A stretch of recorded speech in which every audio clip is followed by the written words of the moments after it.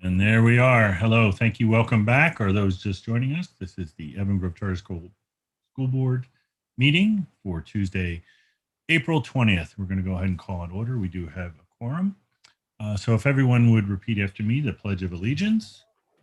I pledge allegiance to the flag of the United States of America and to the republic for which it stands, one nation under God, indivisible, with liberty and justice for all. Thank you.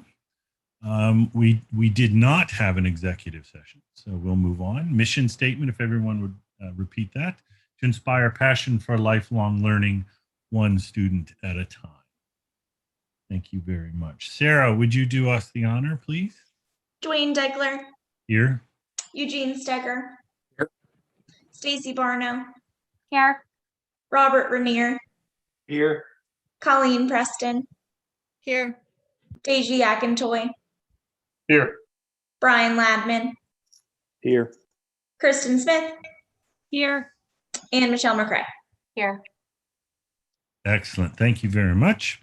I hope everyone had a chance to look at the board working session minutes from March 16th.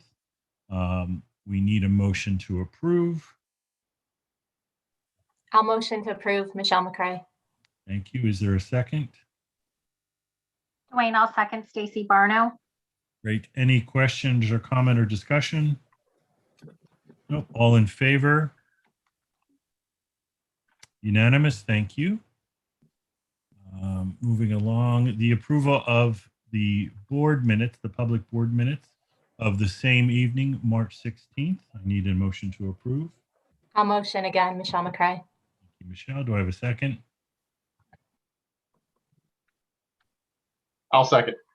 Thank you, Deji. Any questions or comments? All in favor? Nod your head. Thank you. Unanimous. I can speak English. We did have a special board meeting on March 4th.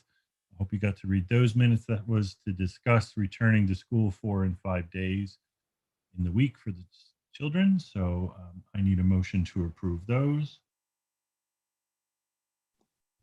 Dwayne, I'll make a motion to approve the special board meeting minutes from March the 4th.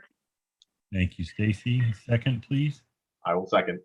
Thank you, Deji. Any questions or comments? All in favor? Give me a big nod. There we go. All in favor. Thank you very much. Moving right along, we're picking up warp speed here. Student enrollment, Mr. Bruto. So the student enrollment for the period ending March 31st, our active enrollment was 1861. We had 6 students withdraw during the month of March and 1 new student enroll. I included the current enrollment wait list for the 2020-2021 school year on the report. It's not necessarily something that we really pull from at this late stage, but just wanted you to realize where we were at sort of at the end of the time in which we would enroll any new students for the school year and how many students were still on the grade level wait lists at this time of the school year. And then in the report is also the application submissions from the 4th of January through the end of March. And we were sitting at 447 applications submitted up through the month of March, and they are still coming in for next school year. Excellent. Thank you very much. Any questions or comments from the board? No. Okay. Student representative report. There's Carter. How are you, Carter? Hello. Hold up, let me get my.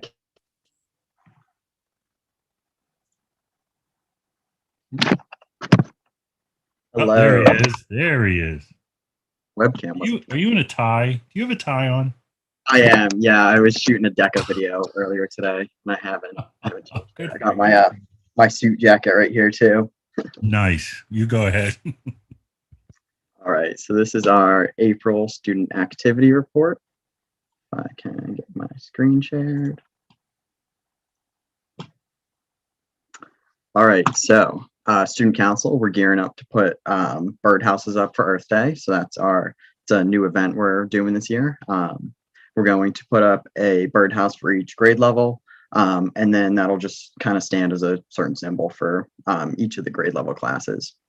We're also preparing for elections for next year's officers. So my replacement, essentially, who you guys will hear talk all through next year. National Honor Society, they've just completed a donation drive. They've raised lots of money and supplies for youth centers, food pantries, and animal shelters. So they're super happy with the success they found there. They're preparing an elementary school book reading video series. So they're producing videos of book readings for elementary students to enjoy. They're also preparing for next year's elections. And they are continuing their successful peer tutoring programs, and they continue to expand that to more subjects so they can serve more students. The high school yearbook is completing the yearbook and preparing for the final submission and printing. And then also they're collecting information about seniors for special recognition as various seniors figure out what they're doing next year. And that'll be included in the end of the yearbook. Tri-M, some exciting news. They are holding a in-person coffee house in front of the school at 6:30 this Friday. So that's their first one in a couple of months. So if you're able to attend, they'd love it if you could be there. And then finally, DECA. So members are currently competing at the virtual international competition and leadership conference. Unfortunately, it is virtual this year. It was supposed to be in Anaheim, California, but we all know how this year's been. But the competition should still be a lot of fun, even in its virtual setting. Does anyone have any questions? I have a question, Carter. It's Kristen. It's Mrs. Bishop. How are Yep. you? I'm doing well. I need to start talking about your second place win for the 12th grade in engineering. I want to hear all about the excitement, and I need you to brag a little bit about your accomplishments because you've gotten a lot of awards, and you got 2 other special recognitions for the Engineers Club, right? And in Philadelphia, didn't they recognize you?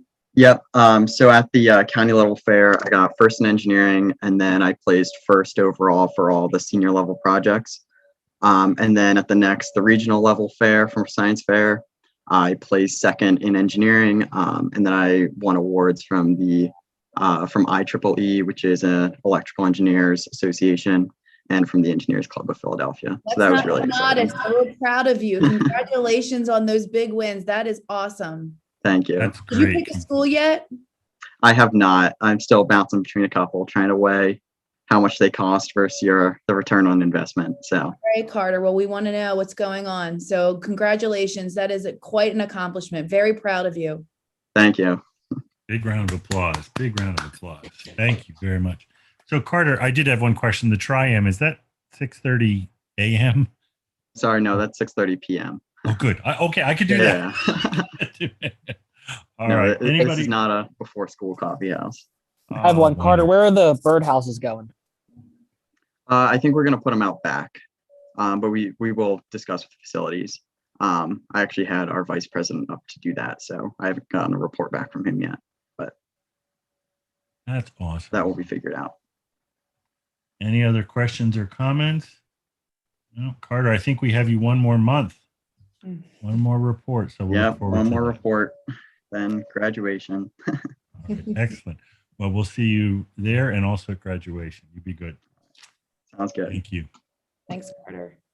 All right, moving along. Mr. Bruto, any public comment for this evening? There's one comment. It was submitted by a student, Jocelyn Guzman.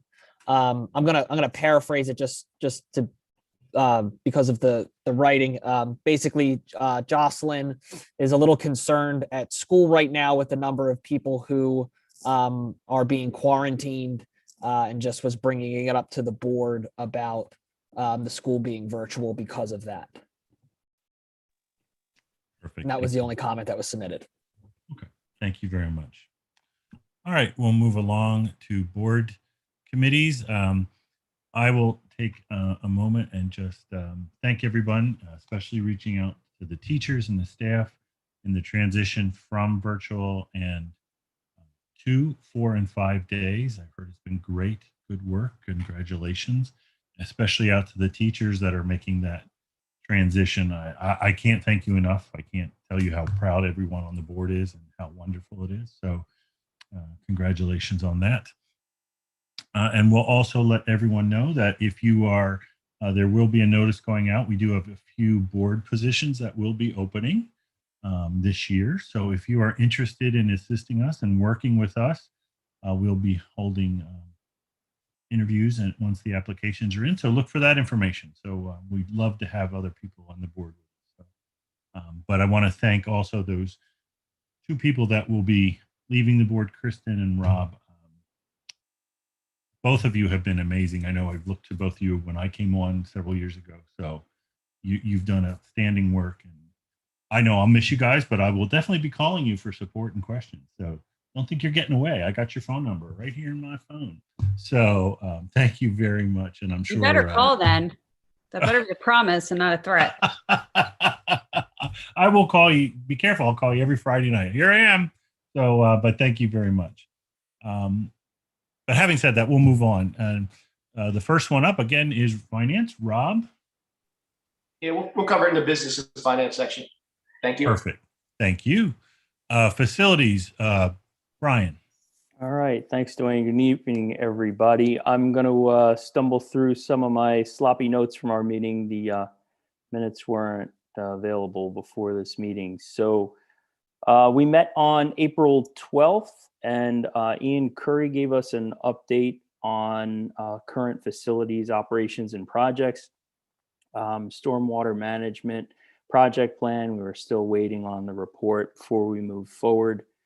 At the time of the meeting, the univents in the cafeteria and the CO2 monitoring was close to being completed. Bathroom renovations, we were still waiting to follow up with the contractor to do tile work. I believe that's tentatively slated right now for the first week of June. At the ELC, waiting on install for the carrier ventilation unit upgrades. We're looking at some point in May this time. Heating system expansion and hot water supply has been repaired and seems to be working okay. The pressure relief valve was found to be faulty, I believe, during the repair and replace, so that's good. We talked about the school-wide facilities plan. And so summer facilities cleaning and maintenance project, there's an addendum in place to keep Wednesday and Friday evening as a big cleaning day. Of course, going back to 5 days a week, we lose that Wednesday cleaning. So that they're working on putting that back in place. We're drafting a cleaning schedule for the summer and next scholastic year. So that'll be good once that's in place. We were talking about capital improvement projects for the summer of 2021.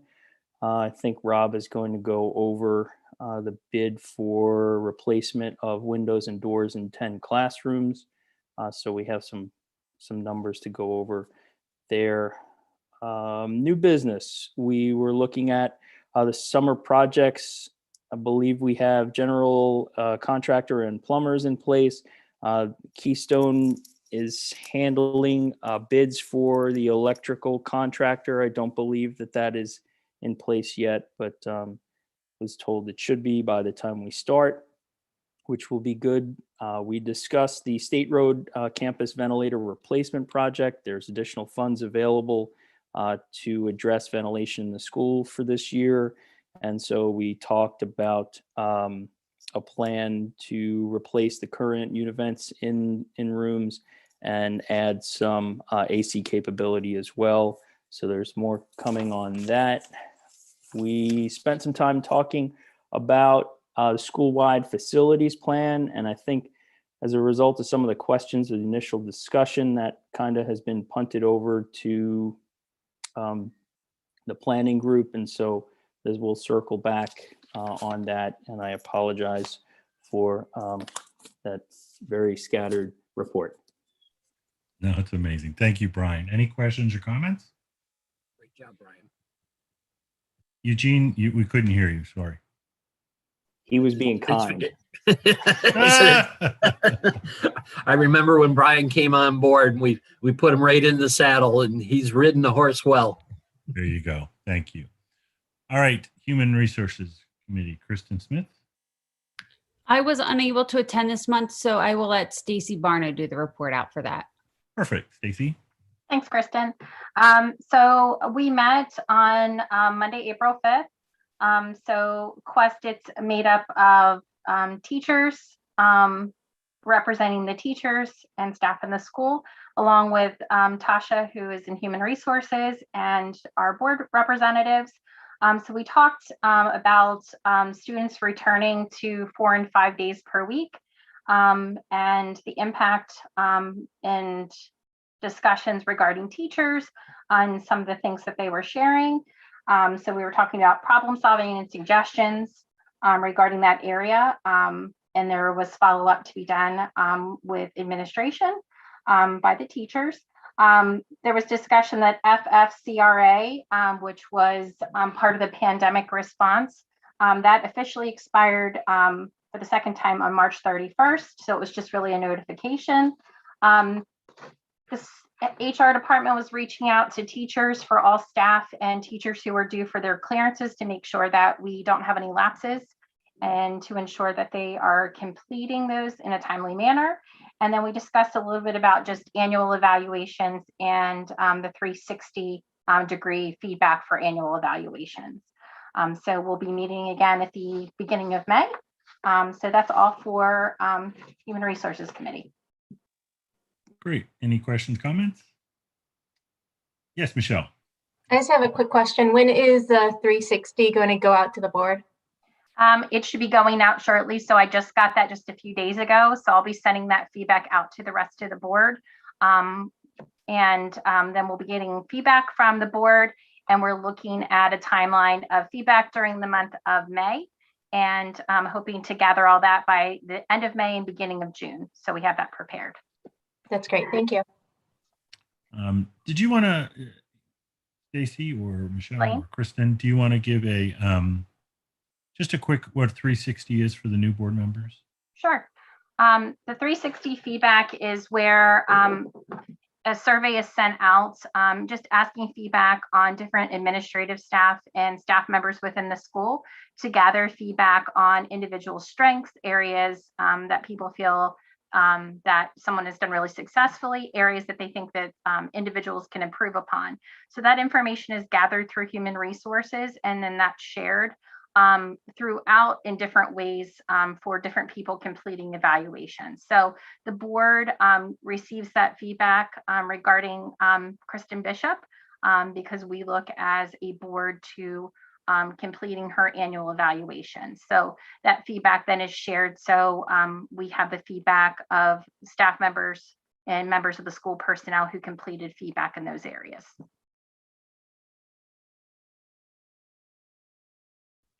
Perfect. Thank you very much.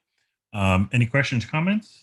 No. All right. So, Stacy, it's you again for strategic planning. Okay.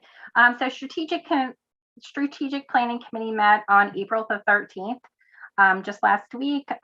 So we looked at the social emotional learning, the vision statement. That was an update was presented by Ryan Taylor.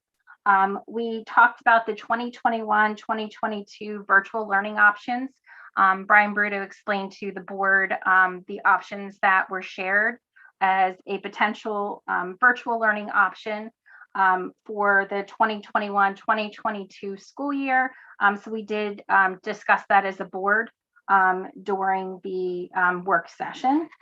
So we got feedback. The strategic committee planning meeting I mentioned in the board working session, just so the public and the board are aware, it's comprised of board members, school administration, as well as teachers and staff members from the school, as well as community members as well. The next topic we talked about was the 2021-2024 strategic plan, which is called our comprehensive plan. Brian Bruto reviewed with the group the current plan, timelines and submission dates. The board is responsible for reviewing and approving that plan. So we'll be getting out that information just so we ensure that we're sticking to timelines. And the final part of our meeting was a presentation from Heckendorn and Shiles They were really looking at feedback from the strategic committee planning to look at long-term goals of the school as far as facilities, similar to Brian's conversation with facilities, really looking at what are our long-term goals, what are we needing for the school as far as buildings, and what really the visions are to make sure we're looking at long-term planning. So our next meeting will be in the second Tuesday in May at 7:30 p.m. Excellent. Thank you. Any questions from the board? No. Okay. Moving right along. Head of school, PSSA Keystone Plan update. Who's doing that? We're going to pull up the presentation. Brian, you want to start? Yep.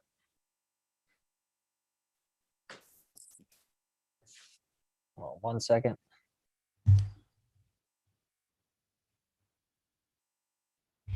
There it is. So there's a number of items in the head of school report tonight. Wanted to give the board an update on our state assessments, since we did have to make a couple changes since the last time we talked about it. If you're a parent of a student here, I've sent out a couple messages over the last week about our state assessments, and we held a parent Q&A information session and a Q&A last night where we went over a lot of information. We did have to adjust our schedule, mainly because we wanted to get a better sense of how many students were going to be in the building on a particular day, when we have green students, and then we have blue students only coming in on Mondays and Tuesdays, and gold students only coming in on Thursdays and Fridays, and red students who were trying to come in, who are virtual learners. So what we readjusted the schedule to give us a little bit more time for some of these testing dates, as well as to run testing sessions for the PSSAs and Keystone exams for both blue and gold cohort students.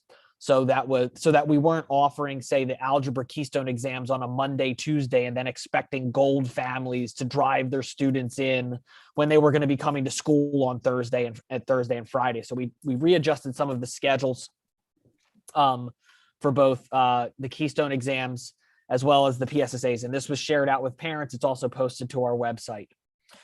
We also got very specific. So this was something that was shared with our staff of who was testing what day, and in order to make sure that we were controlling the number of students who were coming into our building so that we can adequately socially distance in our classrooms as we're testing, and to make sure that we were prepared from a proctoring standpoint and a scheduling standpoint. We actually went through all of our students that were eligible to take the PSSAs and the Keystone exams, and individually assigned them testing days.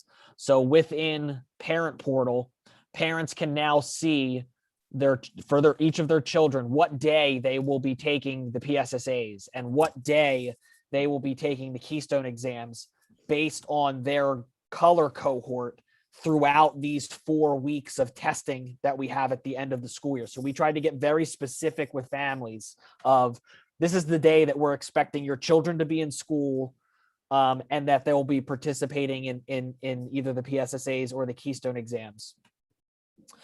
For our red cohort students, we made our parents aware that if they choose to participate in the assessments, that they will need to provide their own transportation to and from school for their children. Those red students will be coming in, taking the assessments, and then going home. So they will not be, integrating in with our students who are in the school building regularly, and they won't be going to in-person classes. And those red students will be testing as a red cohort. So we're not isolating them in like one-on-one testing situations, but we're going to group all of the red students who are coming in, and they will be testing together. And they're not going to be mixed with blue, gold, or green cohort students who are in-person learners. And then we shared last night, we had some questions about pickup and drop-off times.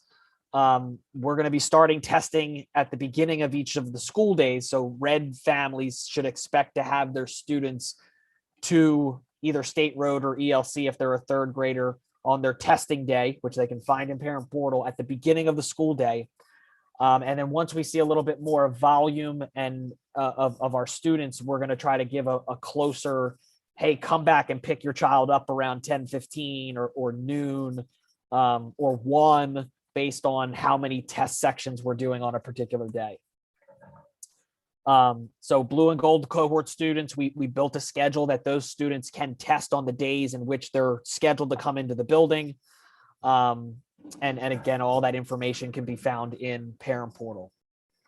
We also have sent out to families the information related to their rights to opt out, or in the sake of the Keystone exams, indicating that they'd like to defer their child participating in the Keystone exams until a later testing window. So we have asked that if a family is going to exercise their right to opt out of the PSSAs or the Keystone exams, that they do so before or by Friday, April 30th. That's 2 weeks before our testing window begins, which is what the guidance is for a family who wishes to exercise their option to opt out due to religious concerns. Because if a family opts out due to religious conflicts, we have to schedule a time with that parent for them to come in, view the test materials, sign test security waivers. So the guidelines is that that's supposed to happen within 2 weeks of the testing window. Because of the state's waiver for participation this year, we are accepting just a parent refusal to test. This can happen. This can happen from a student's perspective. A student comes in to test on a particular day and they just flat out refuse to engage in the test. We have to code that a particular way, basically as a parental or student refusal to participate.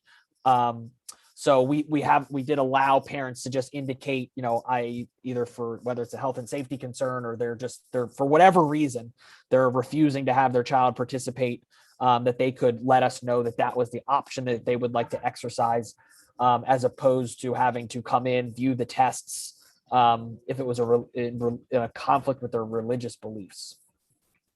We did reiterate to families, and doing so again now, that the Keystone exams for starting with the class of 2023, which is our 10th graders, so our 9th and 10th graders right now, it is still a graduation requirement that they demonstrate proficiency or meet one of the state's alternative pathways in order to be eligible for graduation once they're in 12th grade. So we talked with some parents last night, and that's why we asked our Keystone families who may not be participating or opting out of the testing if they planned on deferring. So I don't want my child to participate now, but I plan on having them participate in like a winter window, which we would typically utilize for makeups.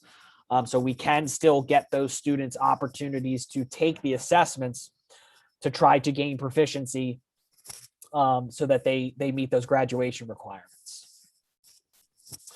For the PSSAs, we gave families the option that if they are opting their child out of participating in the PSSAs, that they could opt to have their children stay home that day and complete asynchronous independent activities in lieu of coming to school.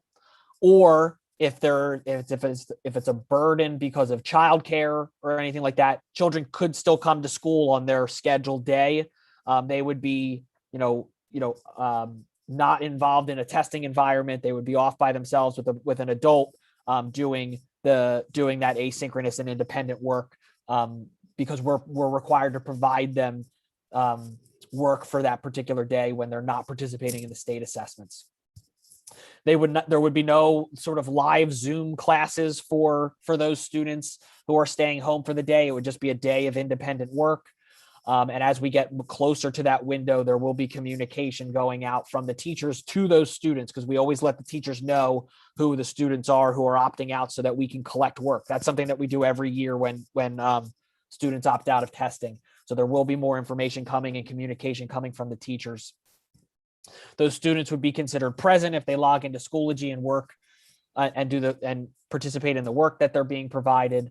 And we are asking that those families, even though they indicated that they opted out, and in the opt-out form, we asked whether or not they planned on keeping their child home or sending them to school for planning purposes, that they still notify the attendance office, because we want to have that written record of that the child's not going to be in the building. For Keystone exams, we run a different schedule for our high school classes. So for Keystone exams, if a student is opting out of a Keystone exam, they're still expected to come to school for that day. They're going to have a long block of one of their regular class periods during that testing block, and then they go through the rest of their day in shortened periods, but they still meet all of their classes. So the expectation is that those high school students or middle school students who are taking Keystone exams would still come to class or still come to school on those days. Any questions about all of that information? I know it's a lot. We went really fast through it last night and answered some parent questions, and undoubtedly we'll get more as we get closer to the window, and we'll be sending out updates as we get closer. Eugene, you're muted if you have a question. What's the parent response on it? In terms of the opt-outs? Yeah. The last time I checked this morning, we were up to over 50 PSSAs. The students in grades 3 through 8 have submitted their request to not participate. And Keystone exams, I think it was 4. We don't expect as high of a desire not to participate in the Keystone exams, just because it's still there's still that graduation requirement tied to it. And you know, families, we said last night, that's a family decision of whether or not they would want to come in and participate, whether, you know, if they're a red student or a in-person learner. Excuse me, the testing has to be done in school? There is no virtual option, so the testing has to be done in school. The DRC does offer an online option, but it's just a computer-based program. You can't do it in your home. You still have to do it in school. We've always opted to continue to utilize the paper and pencil assessments, just because it's easier to manage from a technical standpoint. Great. Thank you, Brian. Any other questions? No. Boosterthon fundraiser. So this was just for the boards being aware. We have another fundraiser coming up, kind of piggybacking off of Ms. Taylor's very successful race craze. So a couple years ago, we contracted with Boosterthon to replace our Race for Education fundraiser. So Race for Education is the one where the kids go out in the back and they run the laps, and you get pledges based on the amount of laps that you run.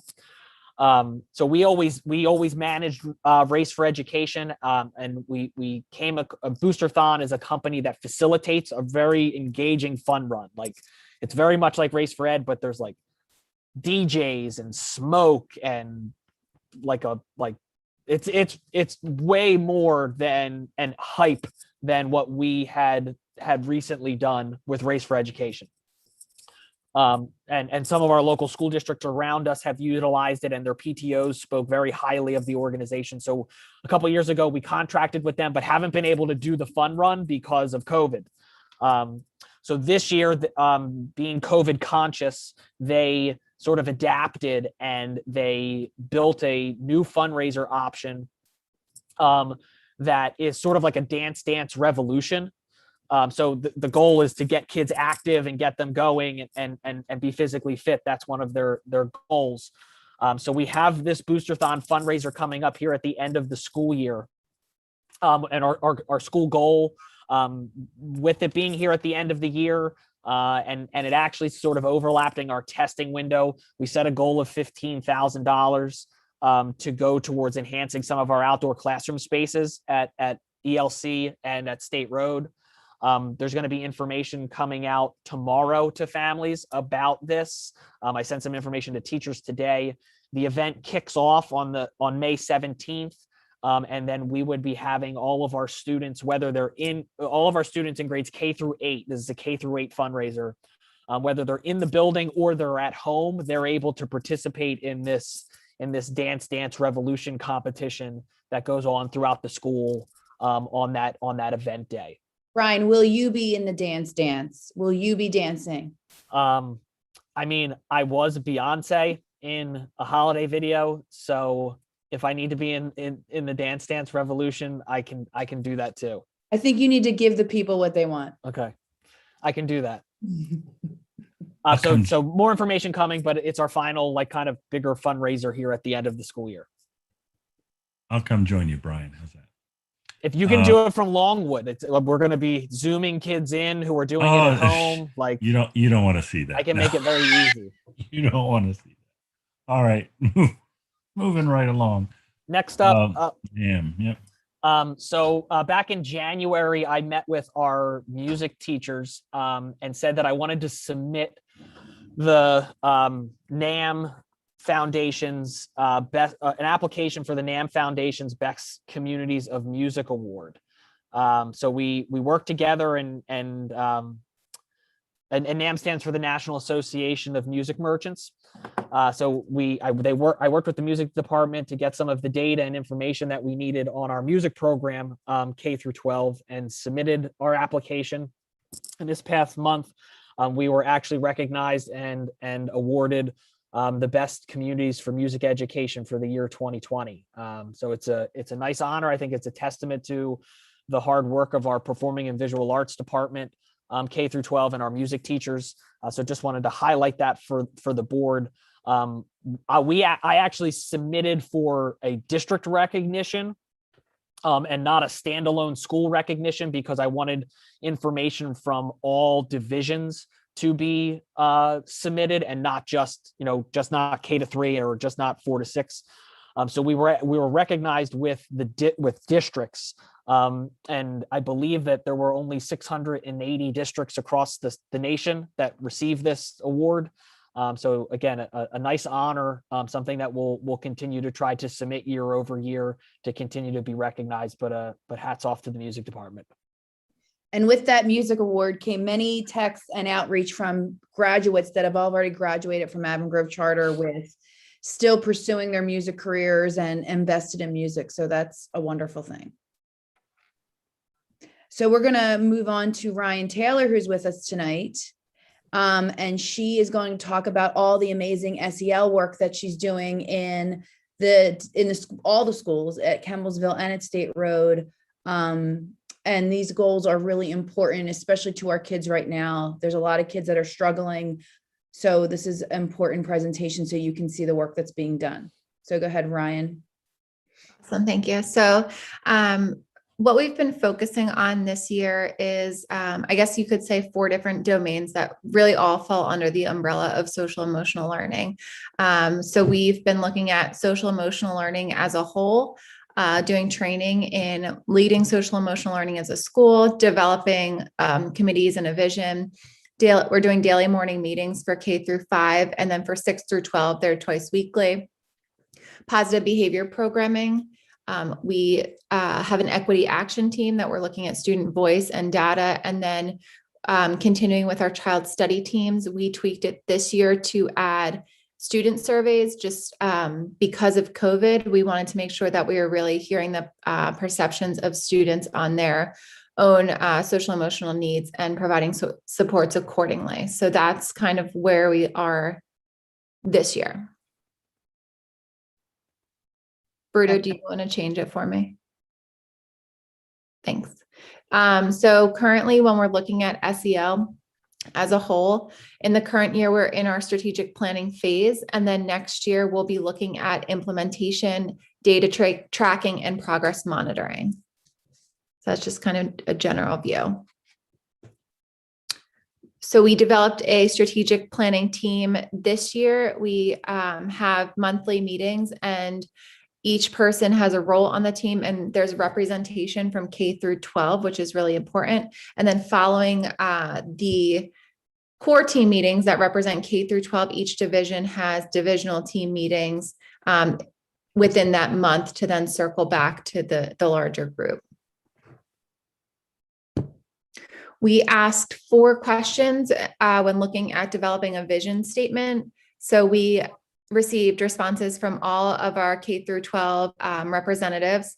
We looked at what are the things we want all of our students to know and be able to do when they leave school. What are the skills that are most important in helping our students reach their full potential? What work do we want our school community? What do we want our school community to look, feel, and sound like? And what do students and adults need in order to thrive in our school? And then we looked at themes from each division and pulled out the things that were consistent across divisions and within the core team. So what we want all our students to know and be able to do, the highlights were empathy, compassion, perseverance, and persistence, and be a contributing member to society. Skills that are most important: resilience, communication, collaboration, critical thinking, and problem solving. What do we want our community to look, feel, and sound like? Safe, inclusive, accepting, supportive, sense of family and caring. And what do students and adults need in order to thrive? Support, communication, collaboration, safe environment, and compassion. So based on that, we have a draft vision statement right now that encompasses many of those things. And then we are working on tweaking it to make the wording perfect or representative of all those answers. And then we will be sending it out for feedback to the community and the staff.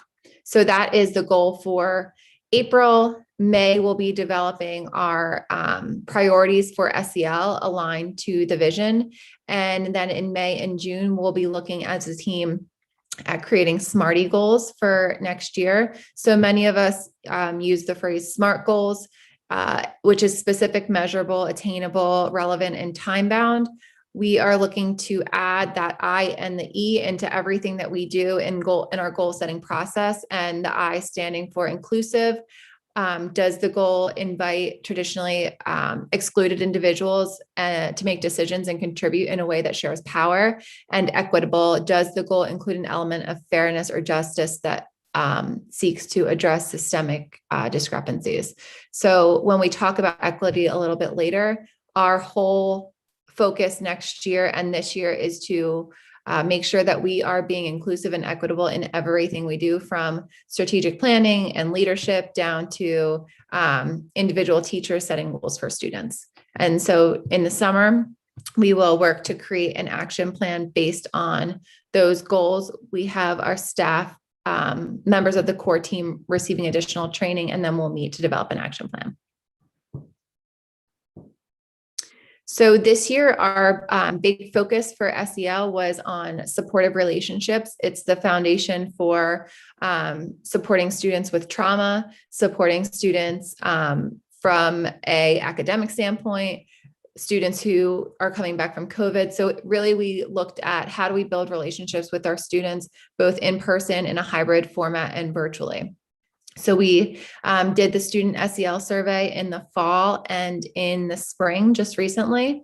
Our supportive relationships increased by 3% in the 3 to 5 division. And the reason it's broken up from 3 to 5 and not by our divisions is because the content of the survey, the language changes a little bit based on student developmental level. So for supportive relationships, we grew 3%. In that area. When we're looking at how we compare nationally, we're between the 80th and 99th percentile, which is amazing. Same with challenging feelings. We grew 4% in the 80 to 99th percentile. And emotional regulation. So this is an area that we increased by 4% from the fall. So by default of building those supportive relationships and focusing on that, we did improve in all of these areas. Our goal next year, we talked as a team, and we want to continue to focus on supportive relationships this year and really look at how we're supporting emotional regulation next year. And that being how are our students able to remain calm when dealing with anxiety producing situations? How are they able to manage frustration tolerance, things like that? I will say that the 45th for both challenging feelings and emotional regulation, it's based on a 1 through 5 Likert scale, with 3 being right in the middle. And the system that we moved to this year counts 3 as an unfavorable response, which is why the percentages might seem a little bit lower, because we don't want to miss anyone who might be sometimes feeling angry or upset. And we want to capture those students as well. And then if we look at 6 through 12, similar results, we increased in all of those areas from the fall, which was great to see. Still at 82nd percent favorable for students supporting relationships. 61% of our students have favorable responses to challenging feelings, and 46% have favorable responses to emotional regulation. So still a lot of work to do, but some good movement.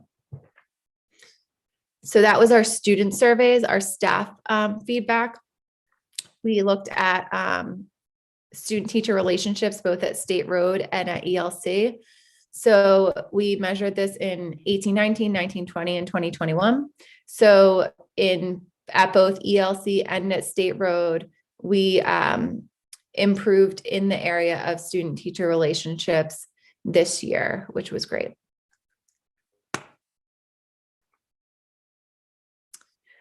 So then moving on, before I move on, is there any questions about our social emotional surveys or the student or teacher feedback on those?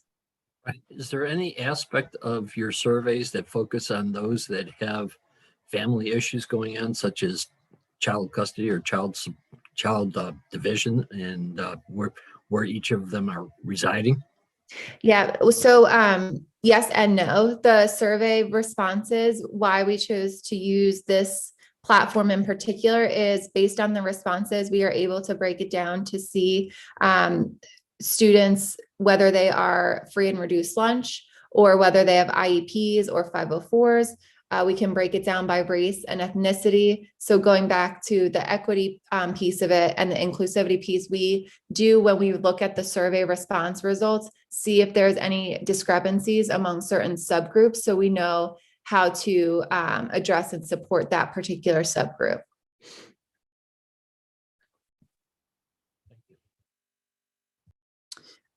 So moving on to positive behavior programming and support. So that's our school-wide PBIS. Our goal this year was really to maintain our implementation status from the year before. So as a state, we work with the state on reaching state level acknowledgement in school-wide PBIS. And we met it last year. However, they put everything on hold this year and stopped the recognition process because of COVID. So they gave us the option of, even though the state wasn't acknowledging any schools for school-wide PBIS, did we want to continue to do the survey? And we chose as a school to, yes, we did want to do it just for baseline measure data to see how we were doing with COVID. I was very pleased to see, and this is a tribute to all of our PBIS coaches who are phenomenal, that even with COVID, we still maintained, if not improved, in many of the areas that we were performing prior. So you can see the breakdown from 2018 all the way up to 2021. And it's really amazing to see the progress that with positive behavior that we've come going from 40s and 50s percentile to 80s and 90s. So our next goal is to work on our violation systems, which is, now that we've taught the behaviors and the students know the expectation, what's our continuum of consequences, both in the classroom level and then from a school-wide level. So we're starting that work, that pre-work now with the principals.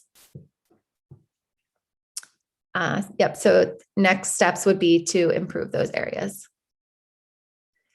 And our equity action team. So we meet bi-weekly as an equity action team, and our goals this year were to look at our own data. So looking at our grading practices, discipline, our social emotional data, our PBIS data, to identify inequities among race, gender, ethnicity, language, disability, sexual orientation, family background, and or family income. So some of these don't measure all of those things, but that's really our goal, is to get feedback on where do those inequities exist and how can we address them as a group and as a school. And also increasing student voice. So we put out a student voice form that students can submit. We've had a couple students submit, giving us information about, things that were happening and just wanting to start some conversations about some inequities that are occurring and how we can work as a school to approach these areas of concern. And then we really want to continue that into next year. So this summer we are having a summit with our equity action team. We're doing a 3-day summit where we are going to come together and, based on that data that we're looking at, the feedback that we got from our students, make an action plan for next year. Any questions on that? No. Okay. And then our highest level of support is our child study teams, and we meet weekly at each division. And our goal this year was to move to that online platform, using that survey data to identify students, track interventions, and change supports. So we identify students through those SEL survey data that I was showing earlier. Any student that came up as critical in the area of social emotional learning and well-being, we did counselor check-ins with and added levels of support if necessary. We then review interventions every 6 to 8 weeks, and we typically monitor progress weekly. And any student that's receiving a type of intervention is being monitored on their progress to know whether it's working or not. So this year we added additional mental health support. We added academic support groups. We added a truancy referral plan and virtual assessments that will look at barriers to student attendance. We did some in-home supports when necessary and some virtual mental health supports. And then we are currently working with the county liaisons with our student assistance program to identify community-based agencies that can provide additional mental health supports. So we're starting that is our most recent add-on, and then we'll be starting our after-school program next week to support our high school students that are struggling academically, and that will be running Tuesday through Thursday from 2:30 to 4:30. So that's Eugene. This is where if a student is struggling with whatever home life barrier and it's at that level of intervention, a student would be identified and given that support that you were referring to earlier. We have seen a lot of increased needs this year, and not just in our school, but across the county. Students are really struggling right now with Ryan, as a fact, in Chester County, the child custody and divorce rates have gone up almost 27% just since COVID. Yeah.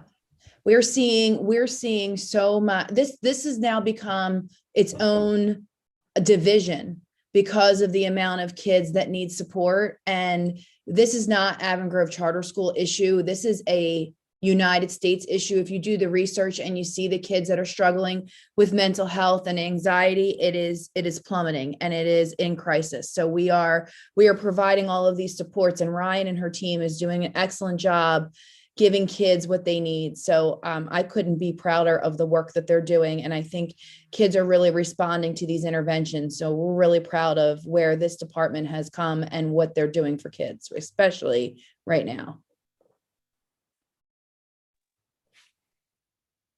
Okay, any questions for Ryan before we move on? I can't see anybody, so I'm assuming. No, I think we're good. I know that we're coming up on our first hour, so. If we can. All right, so I'll go through this quickly. I do have Nurse Holly on the line. So if you have any questions, but this is about specifically isolation and quarantine. So there are some questions about, has our quarantine, are we quarantining more kids? And the answer to that is yes. Remember, any kids that are with a positive or have exposure to a positive person less than 6 feet would have to quarantine.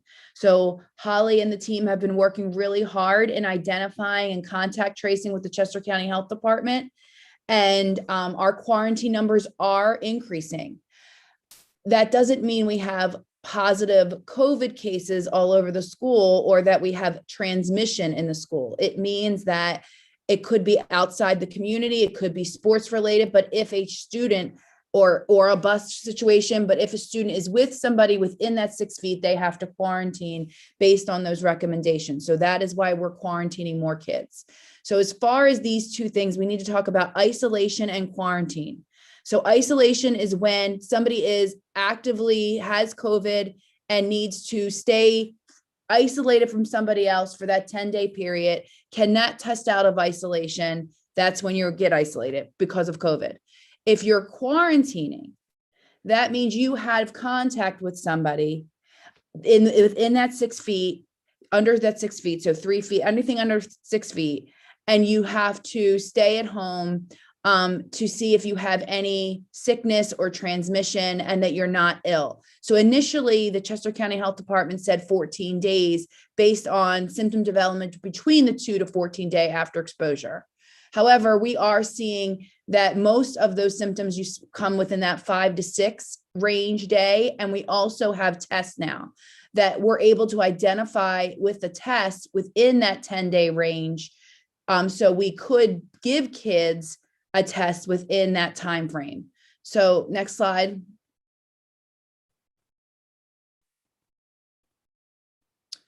We just talked about the CDC quarantine. The surrounding school districts are adjusting their quarantine periods to reflect the updated guidelines. And so it is hard when you're looking at busing, sports teams, other school districts that are involved with our kids when they have to quarantine for 10, but we're quarantining for 14.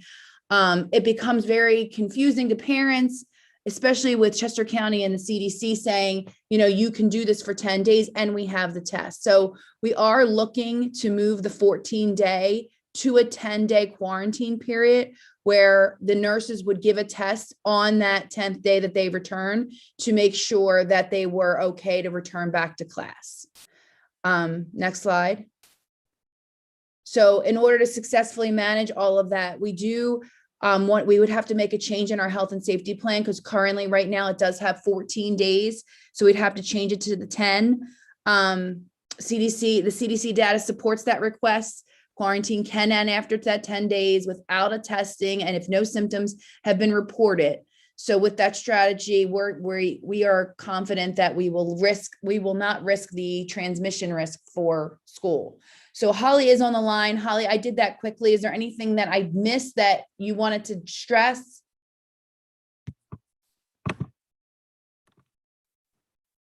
Oh, my camera's bad. It's okay.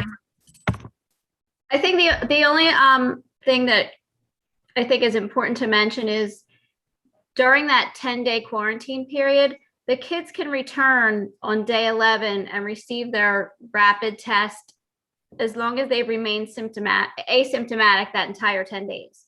So you can't go out for 10 days, have a cough and runny nose on day 2 and 3, and by day 9, you're okay, so come back on day 10. So the kids will have to be completely asymptomatic during that 10 days in order to return. And then even once they're back in the school, the parents should still continue to monitor their kids for any symptoms till the total 14 days is over.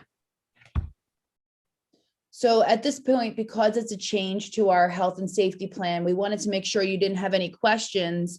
And we wanted to make sure that you're comfortable with us changing the health and safety plan from the 14 to the 10 with a rapid test on return on day 11.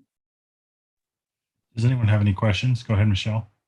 I have a quick question. On day 11, when the student may return to school to get the rapid test, will they be taking the bus there or does a parent have to drive them in? I'm just concerned they'll take the bus, get the test, and then have it turn back positive. That's a good question, Michelle. I would say the parent would have to drive them in and wait upon the test result. That makes sense. You're comfortable with that? We didn't actually put that in any letter yet, that we were having this discussion first with the board, but that's what I would anticipate us having to do. Yeah, I would think the only other option would be if transportation's not available, the student would just have to complete the 14-day quarantine. Or if they brought a test in from another source that they could send over to Holly, we could do something like that. So they wouldn't have to come to school, but they could show her a PCR test. Great question, Michelle. Deji, did you turned your mic on for a second? Do you have a question? Sure, Christian, I was just curious. for the change of 4 days, is there a specific benefit that like necessitates this change? I mean, Holly, do you want to talk about the amount of kids? I mean, there's a lot more kids that we're quarantining now. And, you know, with transportation, siblings on the bus, with sports related things, some kids being able to participate and not participate based on what school district you are, it's really causing a lot of confusion among parents because in the surrounding county, we're the only school that's doing the 14 days and not the 10. So it's really about parents and making sure that we're following our surrounding districts so that when there's overlap, there's not so much confusion. But we do understand that there's not a lot of time left and we've done the 14 days all along. Holly's pretty confident with the tests that we have that extra layer will prevent the transmission. But the parents, it's really parent driven. And confusion based on what the CDC and the Chester County Health Department is saying now. It's just why are we the only school doing it? And so it was really at this point with the amount of kids that we're having to quarantine, it warranted the conversation. Great. Thank you, Deji. I know from a corporate standpoint, most companies, because I'm on a board with safety and health for a bunch of companies, we've also transferred from 14 to 10 days. Wayne? Go ahead. Whoops. Sorry, Hold on. I got Brian and Rob. Go ahead, Rob. I'll let Brian go first because he's better at this than me.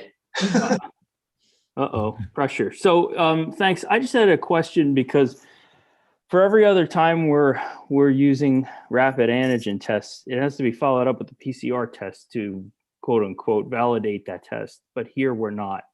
And is the county not still saying you should get a PCR test after every rapid test or returning to school? Now, the recommendation is to refer out for a PCR test if you have an abnormal result. So if I had someone who was asymptomatic with no known exposure and they tested positive for COVID, they would be referred out for a PCR test. If I had someone who was exposed and symptomatic and then tested negative, they would also be referred out for a PCR test. And actually last week I went and picked up, they're called Q tests and they are a rapid PCR test. So we have those available to us too at both campuses to back up the antigen tests.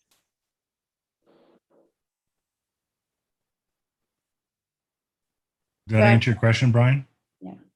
Yeah, I mean, my biggest problem is still that there's so much language that is not consistent across all the different entities. And that's something that we're just I'm struggling with, and we're left to deal with. Rob, did you have a question? Yeah, that was the same thing because the other two school districts that I know of are if the kids go out with symptoms, not asymptomatic, go out with symptoms, they get the PCR test, and then like if they come back negative, then they're back within 10 days. And this extra 4 days, while people might not think it's important, but it is important to people that have to work. That's my. So consistency amongst school districts might be something we think about. Stacey Barno. I guess my question, I think it's implied, but I just wanted to clarify. So the parent would still need to give consent to have their child tested on day 11 by the school. And if they would not consent to that, they would have to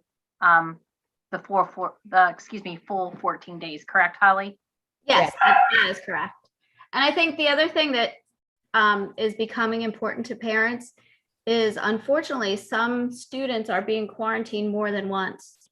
So after 2 or 3 quarantines, if you think about it, it equals almost a whole extra month of school that the kids are missing. Great. Anyone else have questions? This is our time. Colleen, go ahead. I guess I'm sort of along the same lines that Stacy did, but what if they didn't want to give permission for the rapid antigen, but had a PCR? So that would be with on day 11, I guess it would be. Just trying to think of all of there's a lot of moving parts sort of. Yeah, so if they brought in a PCR test on day 11, that would warrant them, they could come back to They could school. come If back they then, got it too. outside of school, if they got it outside of our school, yes. Or a rapid outside of school too? Holly, you might want to take that one, but I would say Holly would need to do an assessment before. Yeah, because that I think is different than, Well, we'd be doing a rapid at school. We'd start with the rapid antigen because, again, we have someone who's asymptomatic. The problem that I could see, I mean, anyone's welcome to submit their own test, which we do have parents do that all the time if their children either fail the COVID screening or are sent home with symptoms. But in order to do a PCR test, they'd have to have it done on day 11. Unless it was a rapid, they really probably wouldn't get the results back till it's day 13 or 14 of the quarantine anyway. So while everyone's certainly welcome to do outside tests, you may run into time factors and then a cost. The tests that we have are provided through the Project ACIT, and there's no cost to the families. yeah, I'm just thinking too of like Michelle said, like sort of that transportation thing. If they then, just to make sure that it would be acceptable to have a test from outside, and what kind, like does it matter whether it's a PCR or an outside rapid if they can get them someplace to get a rapid, but can't get them to school to have a rapid? Yeah, no, that's fine. Just as long as it fits the time frame of the 10 days. Okay. Any other questions? No. All right. Thank you very much. So are there any objections from the 14 to the 10? Or can we change the health and safety plan? We would have to ask you to vote to change the health and safety plan. And then I would provide that to you. I didn't change it yet because I wanted to feel the conversation out. But if you're comfortable and willing to let us change the health and safety plan, you could do that now. That would be great. If everybody's comfortable. I would kind of like to see things mapped out in writing, how it's going to read. That's just my preference. Okay. All right. It will read like this, but I'm trying to think, because then I'd have to have a special meeting to do a vote. Do you know what I'm saying? So Yeah, I understand, but the bus travel is a pretty big thing before the test, and that's not necessarily showing up here. okay. To me, that's my biggest concern, is to throw a kid on a bus before testing. Okay. Brian, if that is added to this safety and health plan, which they present, you're okay with? So if they make accommodations that basically says, if you're coming back, you need to be dropped off by a parent, not take the bus. And that's part of the safety and health plan. Is that what you're asking for? I mean, that was a pretty big part of the discussion we had here. I think it would make sense. Yeah, no, I just want to make sure that's what, so when the safety and health plan is presented, that would need to be a part of it. Right. And again, make it clear that you can provide tests outside of school. I think all the things that we discussed are fair. So if they're all part of it, so the answer, I think what Kristen is asking for is, if we cover what we talked about tonight, are we okay with moving from 14 to 10 days? So that would be the transportation, the outside tests, all that stuff listed out. If that's presented and it moves from 14 to 10, would the board at that time vote to approve it? So that's what we're looking for. So are they okay to move that forward with at least presenting that new safety plan going from 14 to 10 days with those caveats? I need, if just everyone would yes or no, nod yes or no. Okay, that looks good. Kristen, you got that? You're good? Do you want to make a motion? Well, we're gonna. Safety plan. I think we should have it finished out before we vote on it. All right. So then I'm asking for preliminary approval for us to implement. Then I'll write an email with the change of the health and safety plan. And then at the next board meeting, you can do an official approval with the health and safety, but it gives me then preliminary approval to be able to move forward with the school nurse to be able to implement that now. Does that make sense? kind of like we've done to other agreements, like that preliminary approval that you're able to move forward. But Yep. then, is that fair, Dwayne? Yeah, make that change. Go ahead with preliminary and send it out to us so we can read it. And as long as there's no problems, we can vote on it at the next meeting for official approval. Okay.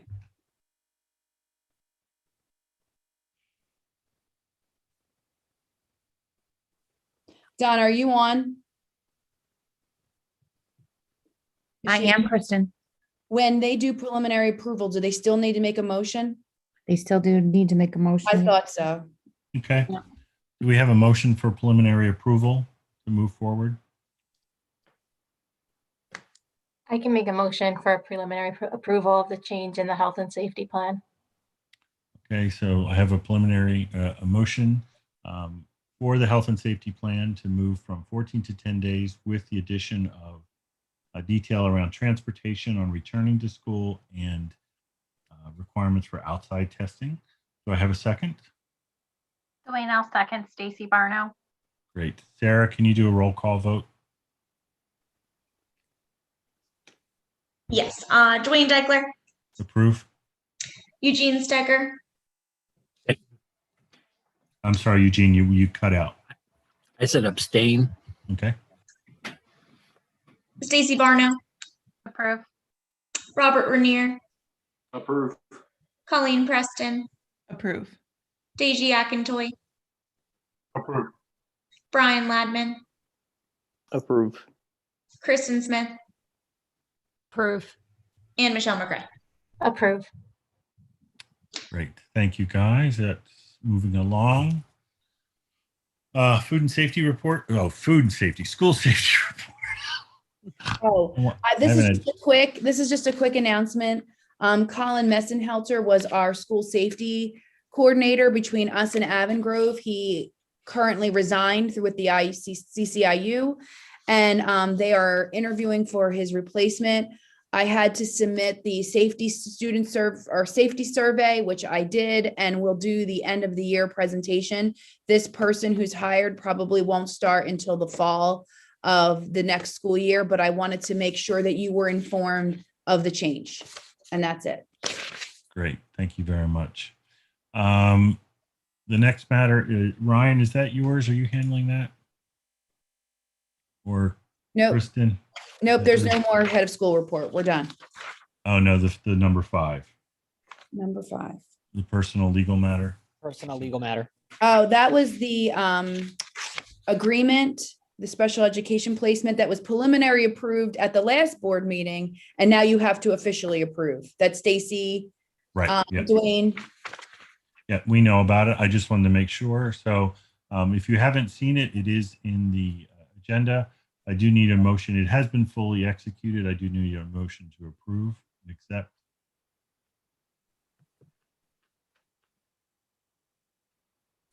Someone, anyone?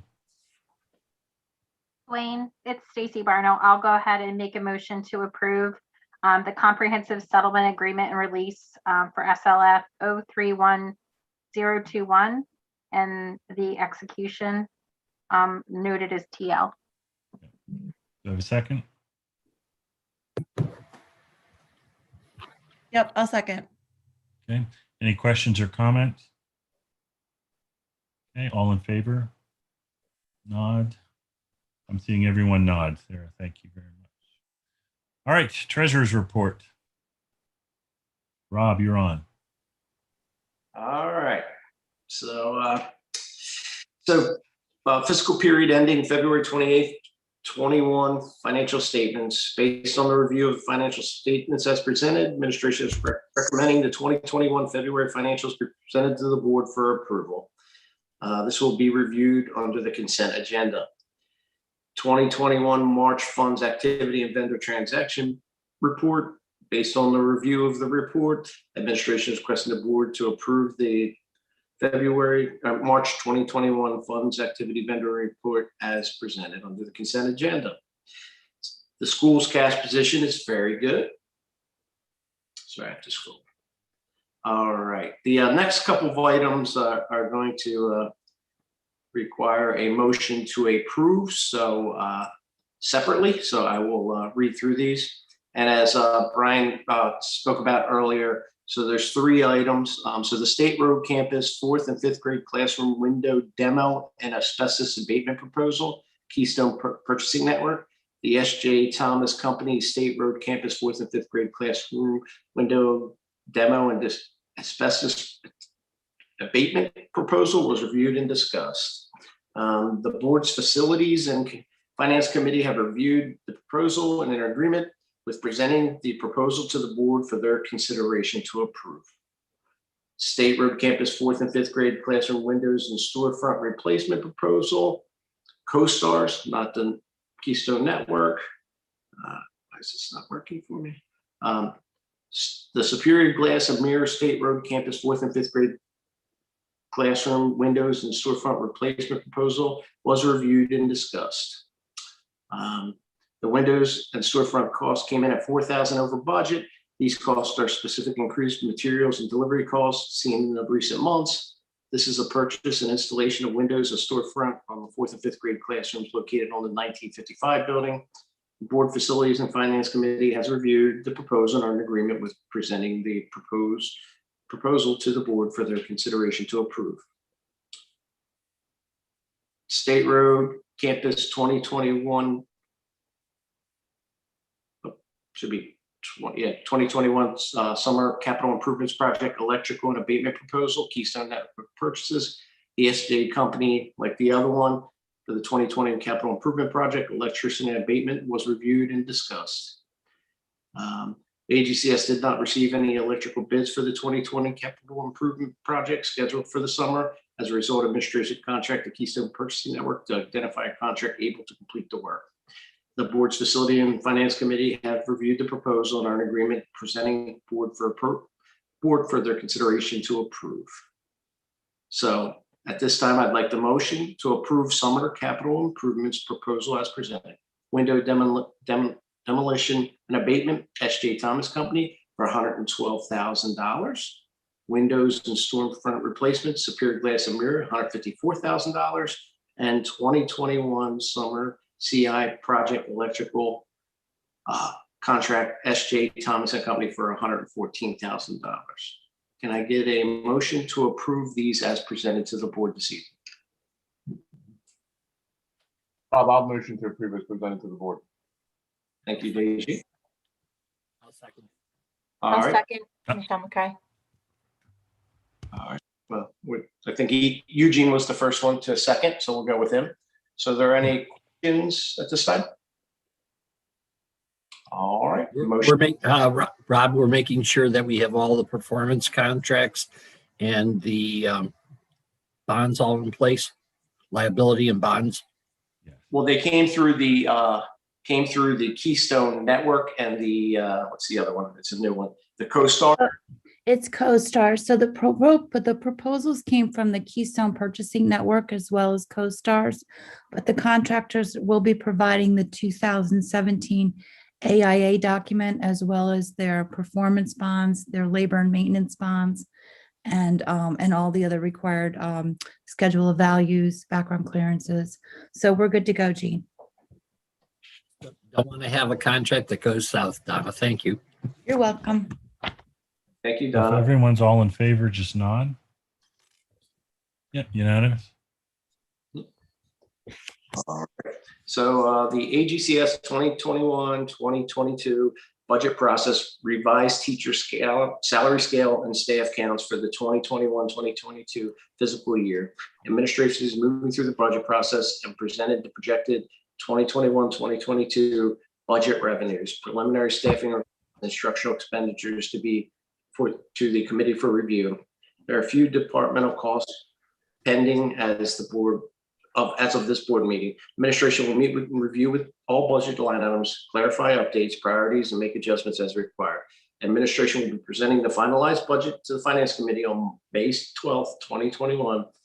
An electronic copy of the budget will be remitted to all committee members for their review prior to this meeting.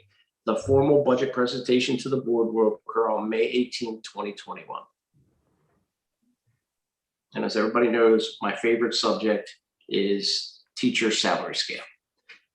Developing a competitive teacher's pay scale has been a goal for the board and administration for the last several years. During the time, AGCS made progress bringing our teachers' salary scales within range of neighboring school districts. This past year, our surrounding school districts have increased their salaries scales, leaving AGCS teachers lagging behind once again. Administration presented 4 salary scales scenarios with budget impacts to the committee for their review and comment, as well as the consideration to the HR committee's recommendation. Scenario D for the 2021-2022 fiscal year. The Finance Committee has reviewed the teacher scale options and are in agreement with recommendation in scenario D for the board to consider approval at our April board meeting. A copy of both scale salary and analysis worksheets have been provided to all board members. And so I just want to be very clear on here. The scale D was the most competitive increase to our teachers. And I want that to be very clear because we need our teachers to be compensated adequately. So at this time, can I get a motion to approve the 2021-2022 teacher salary scale scenario D as presented? Hi, Rob. Stacy Barno. I'll make the motion to approve the 2021-2022 teacher salary scale scenario D as presented. I'll second. Thank you. Any questions on this? Everyone nod if they're in agreement. Yep. The motion. The only comment I would make in addition to it is that if you look at some of the research, given the conversation that we had in the Finance Committee, you will find that there is a shortage across the state, frankly, across the country.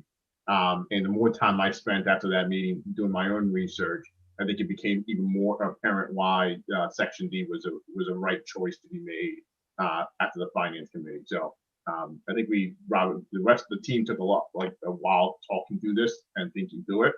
And I think ultimately we landed in the right place. So just wanted to make that comment. Well, great job to you and Rob. Great job. All right. The next one is the 2021-2022 budget staff count and all position changes. Administration has met to identify and confirm staff needs for the 2021-2022 academic year. After several discussions, administration has finalized the reclassification and new staffing list for the board to review and consider as administration moves through the budget process. Given the reduced number of teachers graduating each year, administration requested they be authorized to begin recruitment advertisings for all new positions required for next year. No new hire will begin work until 2021-2022 academic year officially begins. Finance Committee has reviewed the recommended positions and requests to begin recruitment. The committee is in agreement with administration request to begin recruitment. So the motion here is the motion to grant administration the ability to begin recruiting and advertising efforts for new staff positions for the 2021-2022 academic year. So can I have a motion to approve that? I'll make a motion. Thank you, Dwayne. I'll second, Rob. Thank you, Stacy. So are there any questions? I was just going to say all in favor, but go ahead. I like to ask questions. No, you're right. You're right. I just got too ahead of myself. All right. Everyone nodded. All right. So that motion carries. So this, I let you guys know that, the finance team and, the finance management team at the school has had a little bit of issues with the Sage Intact through all the implementation plans. And we did so much preparation, but, things when you implement a new system, there's always issues. So just want to give a kudos to the finance team and the management team for hanging in there and getting there, because this will end up in a better place. So the business office team continues to work with Sage Intech project team on the new financial accounting software system. The initial system configuration is complete. Training is ongoing. System testing is scheduled to begin on April 21st, 2021. The Paramount Workplace purchasing platform installation and system configuration has started. Various templates have been provided. Once the Intech system configuration is complete, our Paramount system will be integrated. This is scheduled to happen on about May 19th. The business office staff are scheduled for training once the integration is complete. And the go live date for the business office use is set for August 1st, 2021. The QuickBook data migration with the assistance of the company called Platform Transition is underway as well. AGCS QuickBooks data has been uploaded, various accounts and name templates have been submitted, with the data mapping scheduled to begin on or about May 17th. So this will set us up for next year, to be honest with you, which I'm getting ready to ask you for approval. Is a lot of work has been done. We were recommended by our auditors last year to change platforms or systems because the old system couldn't handle what we were doing. So we've migrated, and the finance management team has done a great job of spending a lot of extra hours putting the time in to get the right system in place. So the future looks good for AGCS. That being said, 2020, 2021 fiscal year audit. This year, the business officer recommends AGCS engage Barbicane, Thornton and Company to perform the 2020-2021 fiscal year audit. This firm performed our last several audits. The audit performed last year went extremely well, and with the planned transition to the Sage Intacct accounting platform and the challenges seen with QuickBooks in recent years, the business office recommends AGCS remain with Barbicane, Thornton and Company for upcoming audit. So at this point, I'm motioning to grant the chief financial officer the authority to engage Barbicane, Thornton and Company for the 2020-2021 fiscal year audit. So I'll make a motion. Thank you, Dwayne. I'll second it. Thank you, Michelle. Any questions? Yeah, Rob, point of order. Is this the 5th year we've had Barbicane Thornton? Donna? No. Yes, not- this is our 5th year.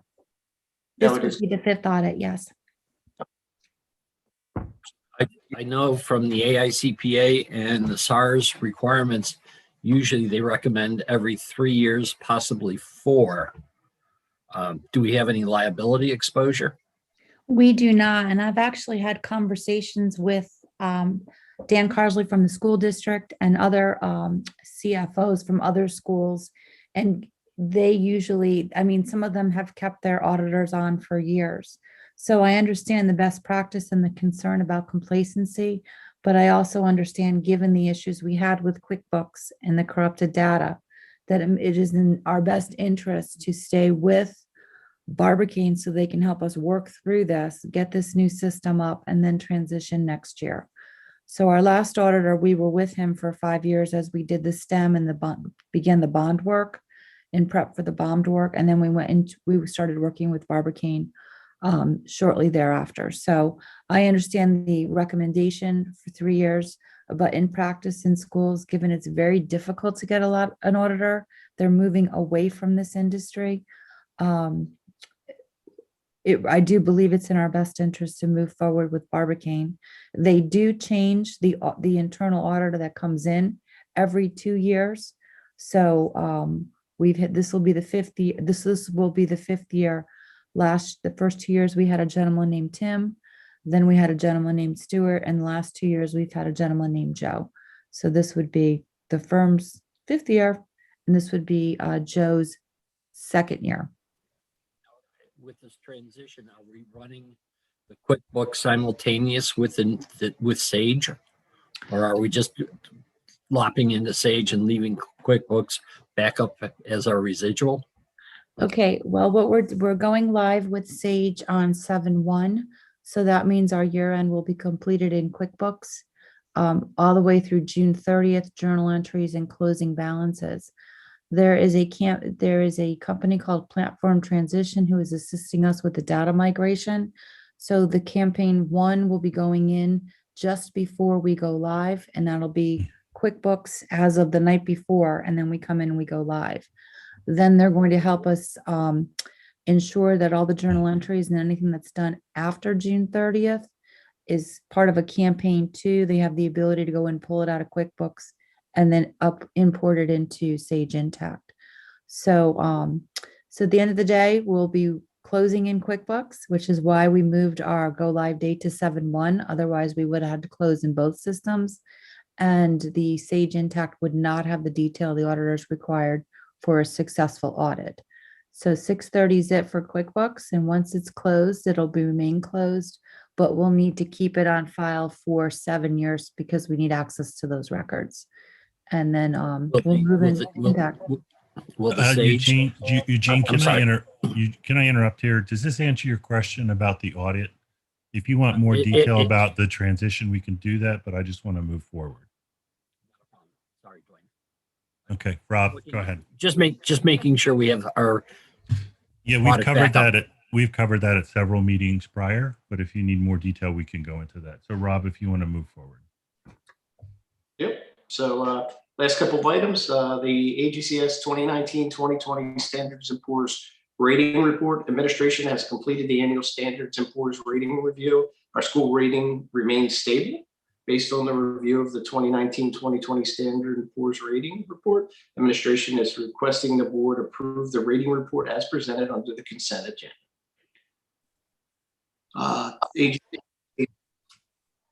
AGCS 2019 IRS Form 990, approval to file electronically. The business office has completed the review of the 2019 IRS Form 990 for the period ending June 30th, 2019. No changes are required. There is no payment due. Administration is recommending the board to approve the document for electronic filing as presented under the consent agenda. And one of the last items, miscellaneous business office items. I don't believe any of us owe a 2020 statement of financial interest due for the business by May 1st, 2021. But if you do, please get that in. It's a crucial filing for the school, for the board. So if you haven't done it, please do it. And if you don't need any additional information, reach out to Susan or Donna.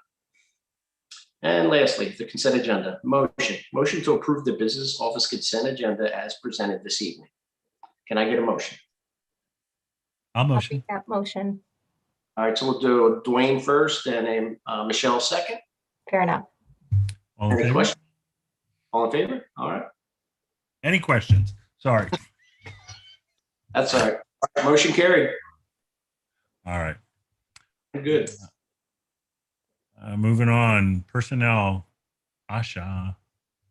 Good evening, everyone. So the personnel consent agenda is as follows. For resignations, we've received 2. Nancy Grundy, who is the State Road Cafeteria aide, and that was effective April 7th. And we also received Michelle Cooper, kindergarten teacher, effective August 23rd.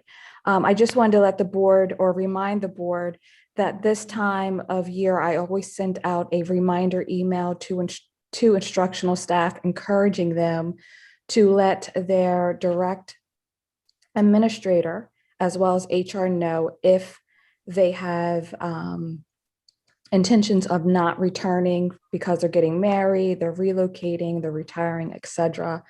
And we have a policy that supports that if they do let us know ahead of time and work through the remaining of the school year, that they will remain on our benefits. And that's like an added perk so that we as administration can be proactive in replacing staff. So you may see that people are resigning for personal reasons. So I just want to give a heads up. Also, we do not have any retirements at this time, nor releases. We have 2 under leaves, and we have 2 staff members that returned from FMLA.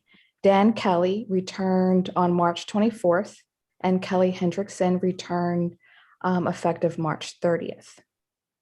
We did not hire anyone under the professional staff.